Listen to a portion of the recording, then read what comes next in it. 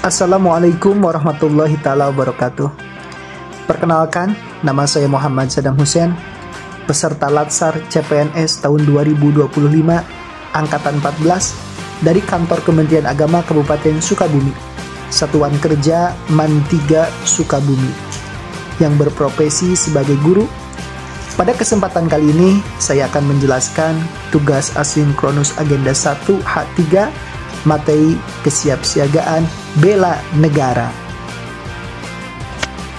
Apa itu kesiapsiagaan bela negara?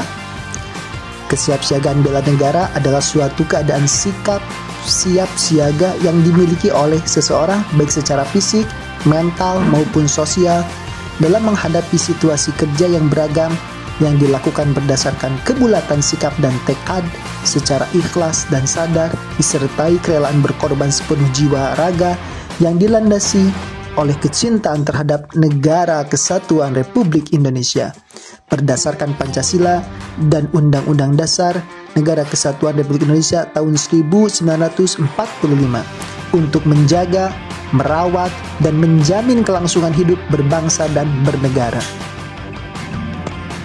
Apa yang dimaksud dengan kesiapsiagaan bela negara bagi CPNS? Kesiapsiagaan yang dimaksud bagi CPNS adalah kesiapsiagaan calon pegawai negeri sipil dalam berbagai bentuk pemahaman konsep yang disertai latihan dan aktivitas baik fisik maupun mental untuk mendukung pencapaian tujuan dari bela negara dalam mengisi dan melanjutkan cita-cita kemerdekaan. Kegiatan kesiapsiagaan melatih mental disiplin dan tanggung jawab sebagai warga negara. ASN sebagai garda terdepan pelayanan publik perlu memiliki kesiapan fisik dan mental. Tata tempat kegiatan resmi mencerminkan profesionalisme dan penghormatan terhadap nilai-nilai kebangsaan. Apa nilai dasar bela negara? Bukan hanya mengangkat senjata seperti yang kita tahu, namun lebih daripada itu, bela negara mempunyai makna yang sangat luas. Kemudian mempunyai nilai-nilai dasar yang mencakup 1. Cinta tanah air, 2. Kesadaran berbangsa dan bernegara, 3. Yakin akan Pancasila sebagai ideologi negara, 4.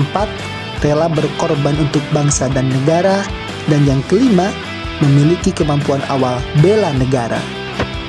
Setelah kita mengetahui pengertian kesiapsiagaan bela negara dan akan pentingnya akan hal itu, maka sekarang kita akan melakukan kegiatan kesiapsiagaan bela negara. Di antara kegiatan kesiapsiagaan bela negara, yang pertama adalah baris berbaris dan tata upacara. Pengertian baris berbaris atau yang selalu disingkat dengan PBB adalah suatu wujud latihan fisik diperlukan guna menanamkan kebiasaan dalam tata cara hidup dalam rangka membina dan kerjasama antara peserta latsar. Salah satu dasar pembinaan disiplin adalah latihan PBB. Jadi, PBB bertujuan untuk mewujudkan disiplin yang prima agar dapat menunjang pelayanan yang prima pula. Juga dapat membentuk sikap, pembentukan disiplin, membina kebersamaan, dan kesetiakawanan, dan lain sebagainya.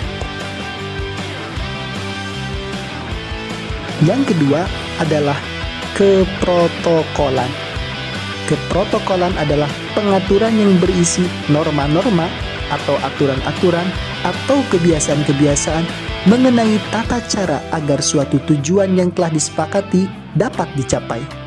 Dengan kata lain, protokol dapat diartikan sebagai tata cara untuk menyelenggarakan suatu acara agar berjalan tertib, hikmat, rapi, lancar, dan teratur, serta memperhatikan ketentuan dan kebiasaan yang berlaku baik secara nasional maupun internasional.